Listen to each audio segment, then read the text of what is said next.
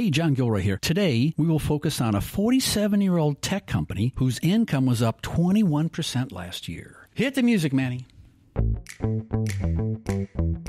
Welcome to the Federal Tech Podcast, the podcast that connects you to federal technology leaders. My name is John Gilroy, and I will be your moderator. Our guest today is Kim Lynch, EVP Government Defense and Intelligence from a company called Oracle, O-R-A-C-L. Everyone knows how to spell Oracle, but I'm compulsive about spelling and radio. You know, in the springtime, Oracle has this big, fancy federal forum where they bring in all their executives and talk about what's going on. And if you manage to miss that, we brought Kim in here to give you a summary. In fact, we're at her office here in Reston, and we're going to summarize Federal Forum with a special emphasis on artificial intelligence. So, Kim, run with artificial intelligence. We can talk for hours about that, can't we? Great. Thank you, John. It's a real honor to be here, and I'm very excited for our conversation. Oracle, as you mentioned, has a 47-year history that really started supporting the government. And so how we think and how we go after the market and how we think about data really comes from that history in the federal government supporting the most important mission data. And for us, Oracle is a data company, and that is the biggest challenge our customers across government, defense, and intelligence have, is they have so much data that the ability to structure data, process data, and provide actionable insights is increasingly challenging as the collection of data is becoming even more and more the ability there. There's so much data out there. We have such great collection capabilities that becomes the real challenge, is how to manage the data deluge. And that's one of the reasons why I joined Oracle, is because I had always admired it as a company that held the most precious data of the government and also had a great focus on being a national security defense-focused company, as an American company who had that mission heritage. And so it was really exciting to come here, especially around the times of AI and this new natural resource that to maintain our competitive advantage with our adversaries, we have to have the best AI. That is going to decide how we think in the future about what is going on around the world. AI will play a huge role in the processing of that data and the insights that you can gain for decision makers. I love numbers. I love coming up with fun facts. And the fun fact here is 25% increase in data growth. Well, if it's 23 or 27, 25%, it's going to challenge everyone, whether you're working for a law firm in Chicago or for a three-letter agency. That's right. And AI is all about the data. You do not have artificial intelligence if you don't have good data that's structured for the AI algorithms to be able to process it. And so that's where we come in. We've actually been doing AI before it was the buzzword, because it was part of our processing in our data platforms and our traditional databases. That had artificial intelligence built in because it was processing the data for the user in a way that provided these actionable insights. So Oracle, at its history, has always focused on what the objectives of AI are. So now we're kind of coming into our real growth era, because we have been waiting for this day for decades. I think that, Larry and Safra talked about this at Cloud World last week. We are this 47-year kind of startup in terms of cloud and how we're processing data with this really powerful next generation cloud that we've built to handle data. Our cloud was built with data and AI at the core because of our history as a data company.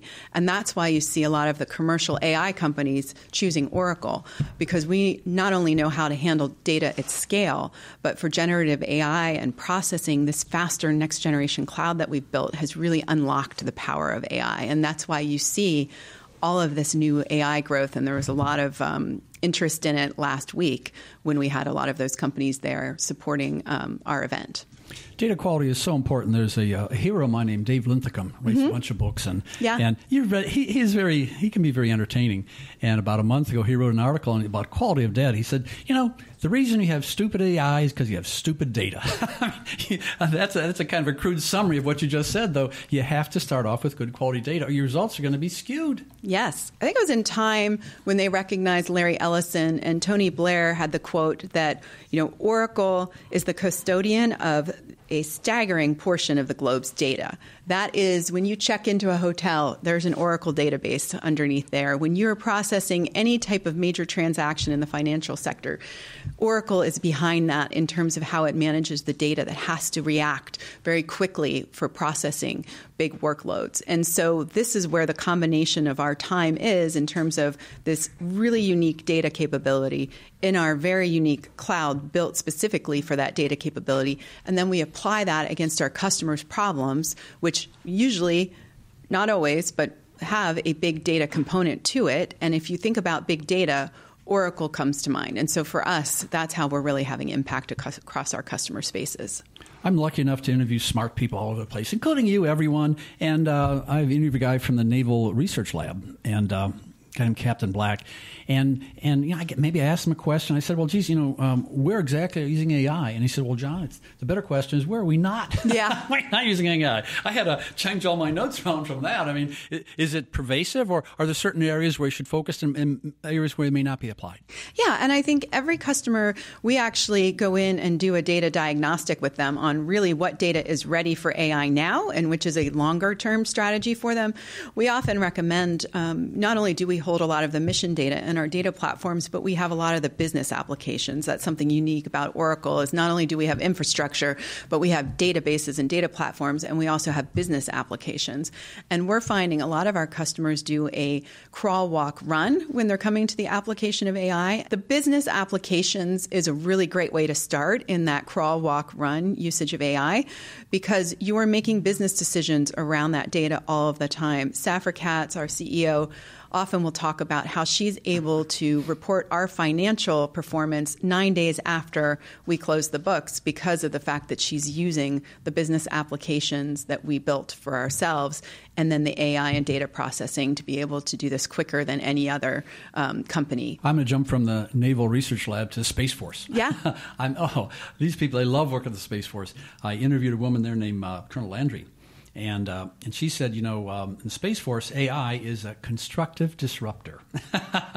And I know it's obviously a disruptor, but is it a constructor? I mean, do you get actual results that can be applied to help federal agencies achieve their goals? Yes.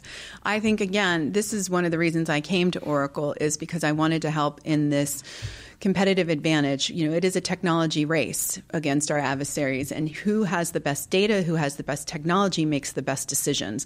And so it is a constructive disruptor, because if you think about how much data all of us sit on, not just the government, but all of us in our businesses, there is so much data that we're not processing and analyzing, and your decisions only get better if you can go from using 50% of your data to understand a decision to 95% of your data. Then you can get more into predictive analytics instead of historical analytics. And that is the goal for all of us, is to be able to understand the world that we're operating in, the business that we're operating in, and what is going to happen next. And the more data you have, the more you can do that. And so that is a true disruptor when you think about the volume of data and the analytic assurance you will get by using a much bigger portion of your data to ensure that your analysts are telling you what will happen next is really been refined by touching every piece of data that you potentially have access to. Well, Kim, you mentioned this earlier, the Cloud World that took place last week. And if people are listening to this interview and want to get more information about Oracle, so where's the best place to go for them? Yeah, it's great. So I have been incredibly impressed with what we put on our website in terms of our intellectual capital, all of our engineering, all of the technical information you can find about our products and our cloud. I've also been very impressed about how Cloud World is not only on our OTube, our Oracle channels, but also on YouTube. So you can watch and participate in a lot of the keynotes that we had out there. We had some pretty exciting announcements, too. So listening to our leaders, Safra Katz and Larry Ellison, in our earnings call is always an exciting way to get new things that are going on at Oracle. We recently announced our multi-cloud partnerships. That's been a big focus for Oracle, and we now have partnerships with all of the other major cloud providers. So we had announced Microsoft Azure previously, and now we have Google and AWS as well. So it's pretty exciting to be able to provide to our customers the best of multi-cloud, and we're driving that forward. I tell you, if you wake up one morning and you don't have any coffee, just dial into Larry Ellison's little address from last week, and then you just sit back and go, I'm awake now. I mean, he talks about things, shocking things. His best buddy is AWS, bring him right on stage at his event. I mean, 10, 15 years ago, that may not have happened. Larry is such a visionary. It's really, I feel very fortunate to get to work with him and Safra. The way they think, the way they are always looking for the new focus, the new direction to stay ahead. Change is what keeps you relevant in the market, and the way we've been able to stay as such an important company for 47 years and also to be innovating in the most important areas is because of the vision that they have provided for the company, that we always need to think about what's next, what's the future, and how do we improve. So it's great to see in those events how his mind works and also how Safra's mind works, that they're always looking for how we improve for our customers and bring something new to market that will be game-changing. Kim, I'm going to do like a movie preview, a tease, and go back to our serious topic. You know, if you want to learn the word Zetascale, if you want to hear the phrase passwords are obsolete out of Larry Ellison's mouth, and several other things, that's the interview to watch, isn't it? It's like you're taking notes going, okay, this is the same guy that started all this stuff 47 years ago? Really? It's just, it's not your father's Oldsmobile, not your father's Oracle either, huh? Absolutely. And I appreciate it as one who is continuing to struggle all of my different passwords, remembering them. I really liked the announcement that we will not have passwords here at Oracle going forward. You said in yes, a year from that's now, right. Kim's not going to have a password. No one is going to have a password. So Kim, forget about it because it's going to be biometric, huh? Exactly. And then the AI that he and Safra have infused into our business processes, writing performance assessments, have an AI component that is able to kind of take all of the pieces of data that you've collected on someone's assessment and be able to provide a great first draft, right? The human always has to be in the process, but the fact that what I used to do like in 10 different notebooks and pages of things I'd collected and then try and correlate it all together, these things are being done for us now, and it's just great because it only makes us that much better and our products that much better. During the whole cloud world, they talked about AI applied to data security, user identity, network security, all kinds of different aspects of security. And my listeners are interested in that generally, but more specifically, they're govies and they want to know what's going on in D.C., okay? Yeah. And let's focus in more on down the road, downtown.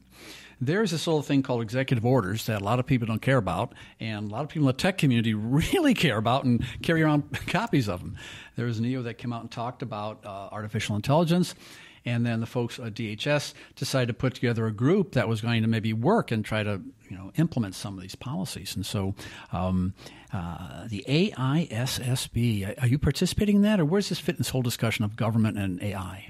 So we actually have been on a lot of different engagements around AI. Again, our history as a data company, I think, has been very valuable. And Safra herself sat on the AI Commission, I think that was about 2 years ago. And she provided a lot of great insights. And we do a lot in research and development around these areas. And because of our history supporting the federal government, we're really directing a lot of those resources to solve challenges for the federal government around AI. So we do participate in a lot of the different commissions, and we're providing a lot of thought leadership around AI, since that is really important to our future strategy and how we are going to market. You know, what's interesting about using AI in the federal government is the requirement to have secure servers. And when I try to characterize Oracle, it's kind of a company that is strong in applications, but it's almost like a hardware company. It's almost like a two mints in one or something. It's a hardware company, it's an app company, but it's really both, and that provides a lot of security that many, let's just say, three-letter agencies might enjoy. Absolutely. And yes, we build our own hardware, and that is differentiated.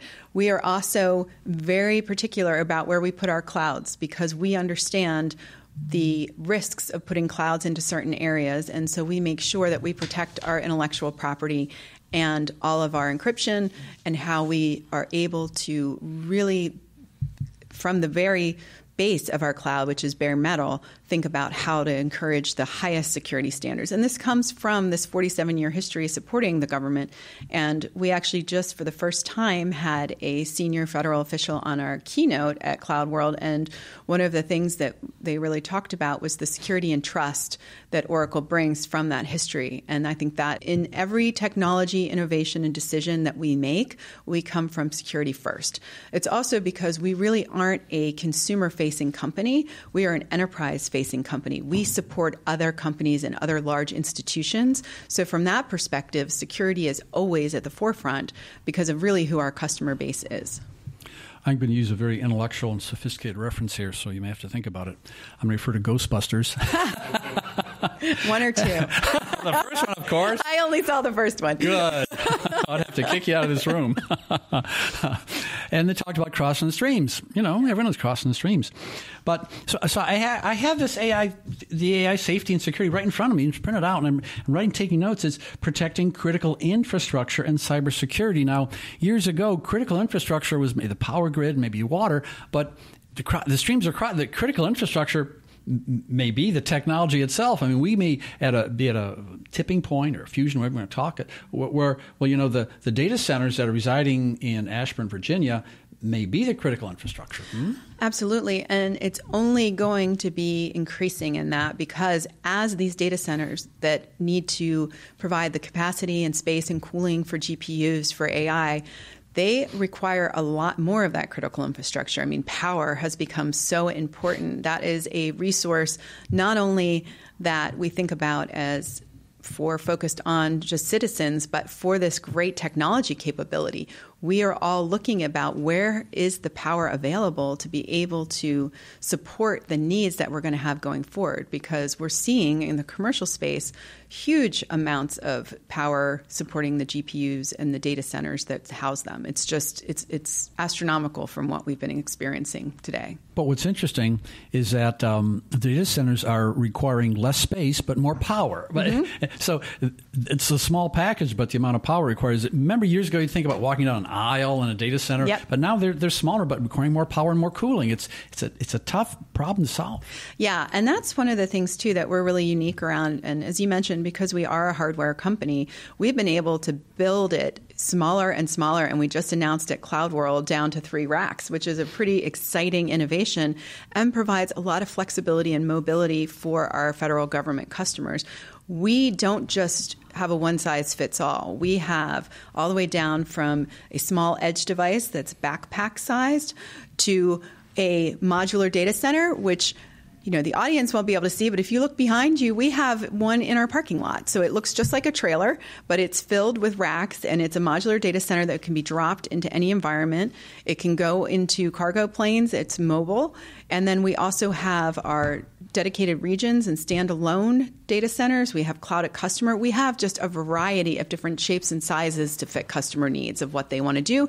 And as critical infrastructure becomes more important, like you said, power and cooling, we're pretty excited that we can provide this variety of different types of data centers or ability to connect into the cloud. So, Kim, what you're telling me is that for Oracle Cloud World 2025, Larry's going to walk out with jeans, a polo shirt, and a backpack. Is that going to be the new look? Yeah. Just think about that from 20 years ago. What a contrast, huh? Right. Mobility is key, right? Yeah. Our world is so connected, but there are areas still that are not. So you need to bring your own cloud. And we've made that possible. Well, you were at the big cloud conference last week, and a lot of times you get swagged. Sometimes people hand out crystal balls. I don't know if you had one of those or not, but look into your crystal ball or whatever piece of swag you got, and tell me where you see this happening in the next 5 years, if you even can. Maybe 6 months is too much to look out there. I mean, look at these words, zetascale. I mean, really? Yeah. Tell me about the next 5 years. So I think, it is, as I mentioned, just going to be growing exponentially. I think Larry spoke at Cloud World about having data centers that will require their own power supplies, right? Standalone power that we have to identify to support them in the future. And I think AI will just become more ubiquitous in how we do our analytics. So we won't be talking about analytics and then AI. It'll all be one. And it will be, where are we in the process of AI? Like where the human mind will still never be replaced. It's still critically important in making decisions, understanding data, but it will have such a resource available to it to make those decisions. And it will just be how we all operate. We will all have such an advantage. I think Larry also laid out a whole vision of how that will change the workforce when we have AI and robots. And it's just pretty exciting times, because I think a lot of it will be improvements and make people's lives better and easier through technology. Yeah, certainly exciting times here. I'll put links in the show notes to every video that we referenced here, and you can dive in and learn all kinds of new technology, and Larry's just goes on and on and on. You'll really enjoy it. You have been listening to the Federal Tech Podcast with John Gilroy. I'd like to thank my guest, Kim Lynch, EVP Government Defense Intelligence at Oracle.